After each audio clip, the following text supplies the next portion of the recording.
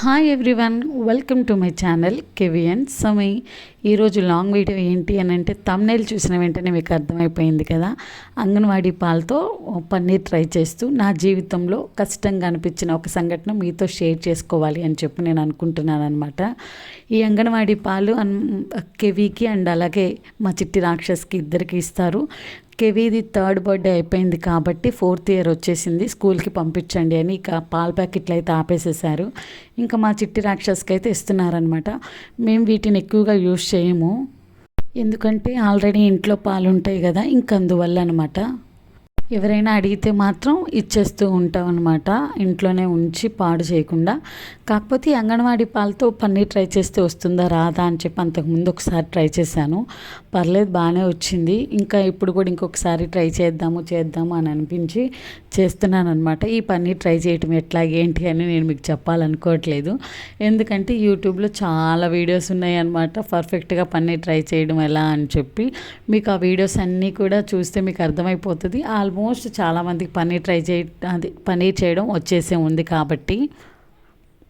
ఈరోజు విషయం ఏంటంటే, నా జీవితంలో బాగా కష్టంగా అనిపించిన ఒక సంఘటన మీతో షేర్ చేసుకోవాలి అని చెప్పి అనుకుంటున్నాను అని చెప్పాను కదా. నాకు పెళ్ళయిన తర్వాత ఒక 3 monthsకే ప్రెగ్నెంట్ అని చెప్పి తెలిసింది ఫస్ట్ టైం. ఇంకా అప్పుడు మా కేవీ కడుపుతో ఉన్నప్పుడు ప్రెగ్నెన్సీ టైంలో నేనైతే ఆ రోజు చాలా హ్యాపీగా ఫీల్ అయ్యాను ప్రెగ్నెంట్ అని తెలిసిన వెంటనే. ఎందుకంటే నాకు థైరాయిడ్ ఉంది, ప్రెగ్నెన్సీ లేట్ అవ్వచ్చు అన్నట్టు అనుకున్నాను. నిజంగా దేవుని కృప వల్ల వెంటనే ప్రెగ్నెన్సీ వచ్చింది కాబట్టి చాలా హ్యాపీగా ఫీల్ అయ్యాను. ఇంకా 9th month వచ్చేసరికి ఫస్ట్ టైం కాబట్టి నాకు నొప్పులు కానీ ఏదైనా సరే సరిగా అర్థం కాలేదు. వేడి నొప్పులు వచ్చినప్పుడే నేను నొప్పులు అనుకొని మేము గవర్నమెంట్ హాస్పిటల్కి వెళ్ళాము. ఆ టైంలో కరోనా టైం అనమాట. కరోనా టైంలో ఇంకా నాకు కరోనా టెస్ట్ చేసి ట్రీట్మెంట్ చేద్దామని అనుకుని కరోనా టెస్ట్ చేసేసరికి కరోనా పాజిటివ్ అని చెప్పి ఇంకా నన్ను అక్కడి నుంచి గుంటూరు గవర్నమెంట్ హాస్పిటల్కి తీసుకెళ్లారు.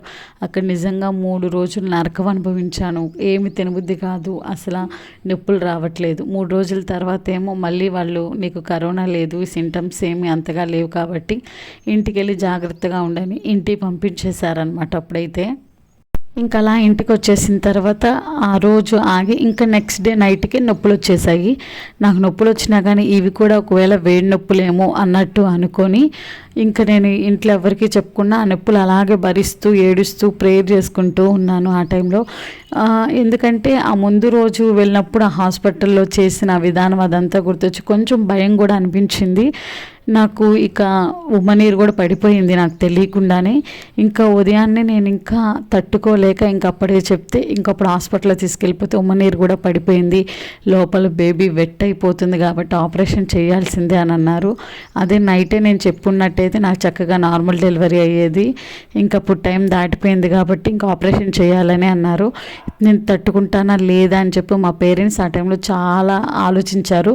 కానీ ఆ టైంలో నేనే స్టెప్ ముందుకేసి నేను ఆపరేషన్ చేయించుకుంటాను. 9 నెలలు నా బిడ్డను మోసాను కాబట్టి నేను ఈ ఆపరేషన్ నొప్పులు ఏవైనా సరే నేను భరిస్తాను అని చెప్పి పెద్దగా అరుస్తూ నాకు ఆపరేషన్ చేయించండి అని చెప్పి అని అంటూ ఉన్నానమాట. వాళ్ళు ఆలోచిస్తుంటే ఇంకా వెంటనే ఆపరేషన్ చేసిన తర్వాత ఆ ధైర్యం దేవుడు నాకు ఎక్కడి నుంచి ఇచ్చాడో ఏమో తెలియదు, కానీ నా బిడ్డ కోసం నేను అంత ధైర్యం చేశానా అనిపించింది ఇప్పుడైతే. ఎందుకంటే చిన్న ఇంజెక్షన్ చేసినా కానీ ఏడుస్తూ ఉండే మనస్తత్వం లాంటిది అనమాట నేను. అలాంటిది ఆపరేషన్ చేయించుకొని ఓ బిడ్డకి జన్మనిచ్చానని అంటే ఫిజికల్గా కానీ మెంటల్గా కానీ నేను కొంచెం స్ట్రాంగ్ అయ్యాను అని చెప్పి నాకు అనిపించింది. ఇలాంటి సంఘటనలు ప్రతి ఒక్కరి జీవితంలో చాలా చాలా ఉంటాయి.